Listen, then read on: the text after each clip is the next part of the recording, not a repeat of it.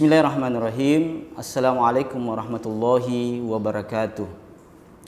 Innal hamdalillah nahmaduhu wa nasta'inuhu wa nastaghfiruh wa na'udzu billahi min syururi anfusina wa min sayyiati a'malina. May yahdihillahu fala mudhillalah wa may yudlilhu fala hadiyalah. Asyhadu an la ilaha illallah wahdahu la syarikalah wa asyhadu anna Muhammadan abduhu wa rasuluh la nabiyya wa rasula ba'dah. Amma ba'd. Hadirin yang dimuliakan Allah Subhanahu wa taala, pada kesempatan kita siang hari ini, marilah kita memanjatkan rasa dan puji syukur kita kepada Allah Subhanahu wa taala yang telah memberikan kepada kita beribu-ribu nikmat, yang telah memberikan kepada kita nikmat yang tak terhingga, yang telah memberikan kepada kita napasnya yang tidak pernah kita beli, yang tidak pernah kita nilai dengan segala sesuatu pun. Maka dari itulah Allah Subhanahu wa taala menghendaki kepada kita agar menjadi hamba Allah yang bertakwa, menjadi hamba Allah yang betul-betul beriman kepada Allah, menjalankan perintahnya dan menjauhi segala larangan-larangannya. Hadirin yang dimuliakan Allah Subhanahu wa taala,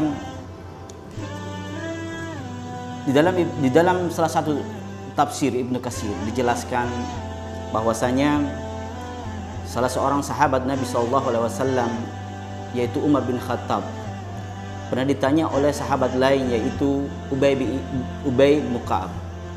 Ubay pernah bertanya kepada Umar, "Wahai Umar, pernahkah engkau melalui satu jalanan yang penuh dengan duri?" Lalu Umar mengatakan, "Iya." Lalu Ubay bin Ka'ab mengatakan, "Lalu bagaimana kalau engkau mendapatkan hal yang demikian?" Maka Umar mengatakan, "Saya akan berjalan dengan penuh kehati-hatian agar kaki saya tidak tertusuk dengan duri." Maka Ubay bin Ka'ab mengatakan, "Seperti itulah takwa." Maka hadirin yang dimuliakan Allah Subhanahu wa taala, sebagai seorang muslim yang Allah Subhanahu wa taala perintahkan kepada kita untuk meningkatkan kualitas keimanan dan ketakwaannya, agar teruslah menjaga ketakwaan kita kepada Allah, agar tercapai nantinya yaitu menjadi hamba Allah Subhanahu wa taala yang diberikan nikmat, diberikan rahmat Allah Subhanahu wa taala. Hadirin yang dimuliakan Allah Subhanahu wa taala, Allah memang memerintahkan kepada kita untuk senantiasa beramal soleh. Maka sebagaimana perintah Allah Subhanahu wa taala di dalam Al-Qur'an Al-Karim, begitu banyak perintah Allah Subhanahu wa taala yang menganjurkan dan memerintahkan kepada kita untuk beramal soleh. Karena amal solehlah inilah yang akan menjadi penentu apakah kita nantinya mendapatkan surga Allah Subhanahu wa taala atau tidak. Maukah kita menjadi manusia-manusia yang betul-betul giat untuk memotivasi diri untuk beramal soleh atau tidak? Inilah yang harus kita jadikan sebagai pedoman hidup, yang harus kita jadikan sebagai motivasi kita agar apa yang Allah Subhanahu wa taala perintahkan bisa kita dapatkan nantinya. Hadirin yang dimuliakan Allah Subhanahu wa taala, di dalam Al-Qur'an Al-Karim Allah Subhanahu wa taala mengatakan di dalam surah An-Nahl ayat 97, yaitu berkaitan dengan perintah untuk beramal soleh. Maka berbahagialah orang-orang yang selama hidupnya, setiap harinya, yaitu senantiasa menjalankan dan mengejar amal solehnya. Karena dalam Al-Quran sendiri Allah mengatakan, "A'udzubillahi minasyaitonirrajim, bismillahirrahmanirrahim. Man amila shalihan min dzakarin wa unsa wa huwa mu'minun falanahiyannahu hayatan thayyibatan wa lanajziyannahum ajrahum bi ahsani ma kanu ya'malun." Shadaqallahul adzim. Hadirin dimuliakan Allah Subhanahu wa taala, ayat ini menjelaskan kepada kita semua bahwasanya man amila shalihan min dzakarin wa unsa, siapa yang beramal soleh baik laki-laki maupun perempuan, Allah Subhanahu wa taala falanuhiyannahum hayatan thayyibatan, Allah akan memberikan kehidupan yang baik, walanajziyannahum ajrahum bi ahsani ma kanu ya'malun. Makanya hadirin yang dimuliakan Allah Subhanahu wa taala, kalau kita bertanya kepada seseorang, kita bertanya kepada manusia, "Apa yang engkau cari di dunia ini?" Pasti mereka mengatakan, "Saya mencari kehidupan yang enak." Pasti mereka ingin mendapatkan kehidupan yang baik. Lalu kehidupan yang baik yang bagaimana yang Allah Subhanahu wa taala maksudkan? Itulah tadi dikatakan dalam Al-Qur'an Al-Karim bahwasanya siapa yang beramal soleh, maka Allah Subhanahu wa taala akan berikan mereka yang namanya kehidupan yang baik. Maka dari itulah hadirin yang dimuliakan Allah Subhanahu wa taala, tentunya ada beberapa motivasi yang harus kita lakukan. Yang pertama, bahwasanya memotivasi diri kita untuk senantiasa beramal soleh. Bagaimanapun keadaan kita, apapun kondisi kita, tetap kita untuk melakukan amal soleh. Tetapi sebaliknya, tak kalau Allah Subhanahu wa Ta'ala memberikan kepada kita kesempatan untuk beramal soleh, kemudian kita tidak menjalankan apa yang Allah Subhanahu wa Ta'ala perintahkan dan apa yang Allah Subhanahu wa Ta'ala larangkan, maka ada hukuman yang Allah Subhanahu wa Ta'ala yang harus kita terima. Di dalam Al-Quran Al-Karim pun Allah Subhanahu wa Ta'ala kembali menjelaskan dan menerangkan kepada kita, khususnya kepada hamba Allah Subhanahu wa Ta'ala yang tidak menjalankan perintahnya. Apa itu? Allah Subhanahu wa Ta'ala mengatakan, a'udzubillahi minasyaitonirrajim, bismillahirrahmanirrahim, wa man a'rada an dzikri fa inna lahu ma'isyatan dankan wa nakhsyuruhum yaumal qiyamati a'ma. Shadaqallahul adzim.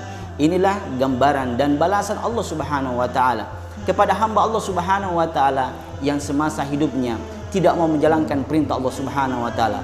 Kata Allah di dalam Al-Quran dijelaskan, Allah mengatakan, wa man a'rada an dzikri, barang siapa yang jauh atau mengingkari apa yang Allah Subhanahu wa Ta'ala perintahkan, fa inna lahu ma'isyatan dankan, maka sungguhnya Allah Subhanahu wa Ta'ala akan memberikan kehidupan yang sempit.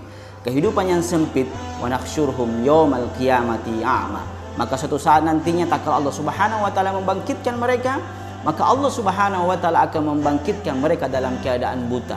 Makanya hadirin yang dimuliakan Allah Subhanahu wa Ta'ala, mereka bertanya nanti pada saat mereka dibangkitkan, lima khasyartani a'ma, kenapa engkau bangkitkan kami Allah dalam keadaan buta? Ya, kenapa engkau bangkitkan kami dalam keadaan buta? Bukankah kami selama kami hidup kami melihat awalnya, tapi kenapa engkau bangkitkan kami dalam keadaan buta? Makanya hadirin yang dimuliakan Allah Subhanahu wa Ta'ala, sungguh merugilah hamba Allah Subhanahu wa Ta'ala yang tidak menjadikan Al-Quran sebagai pedoman hidup. Makanya dalam Al-Quran Allah Subhanahu wa Ta'ala mengklarifikasi makhluk atau hamba Allah Subhanahu wa Ta'ala yang menjadikan Al-Quran sebagai pedoman hidupnya. Siapakah mereka? Yang pertama adalah yaitu zalimun li nafsi, hamba Allah Subhanahu wa Ta'ala yang telah menzalimi dirinya, yang tidak menjadikan Al-Quran sebagai pedoman hidup, yang tidak menjadikan Al-Quran sebagai petunjuk hidupnya, maka kehidupannya adalah zalim, adalah gelap, akan binasa. Karena itulah hadirin dimuliakan Allah Subhanahu wa Ta'ala, jadikan Al-Quran sebagai pedoman hidup. Yang kedua, klarifikasi yang kedua bagi hamba Allah Subhanahu wa Ta'ala yang menjadikan Al-Quran sebagai pedoman hidupnya, atau yang kata lainnya adalah muqtasidun. Siapakah mereka? Hamba Allah yang muqtasidun, yaitu hamba Allah Subhanahu wa Ta'ala yang terkadang beriman, yang sudah menjadikan Al-Quran sebagai pedoman hidup. Sebahagian dari Al-Quran dia jadikan sebagai pedoman hidup, tetapi sebahagian yang lainnya dia masih tinggalkan. Inilah yang harus kita hati-hati, menjadi hamba Allah yang muqtasidun. Karena bisa jadi kalau kita tidak menjadikan Al-Quran sebagai pedoman hidup, maka kita menjadi hamba Allah yang zalimul li nafsi. Tetapi sebaliknya, hamba Allah yang masuk dalam kategori muqtasidun, bisa jadi nantinya dia bisa menjadi sabiqum bil khair, orang-orang yang taat dalam menjalankan perintah Allah Subhanahu wa Ta'ala. Kemudian yang ketiga, hadirin yang dimuliakan Allah Subhanahu wa Ta'ala, siapakah mereka yang dalam Al-Quran diklarifikasikan? Yaitu adalah sabiqum bil khairat, orang-orang yang senantiasa menjadikan Al-Quran sebagai pedoman hidup dan beramal soleh di dalam menjalani kehidupan ini dengan selalu berpatokan dengan Al-Quran Al-Karim.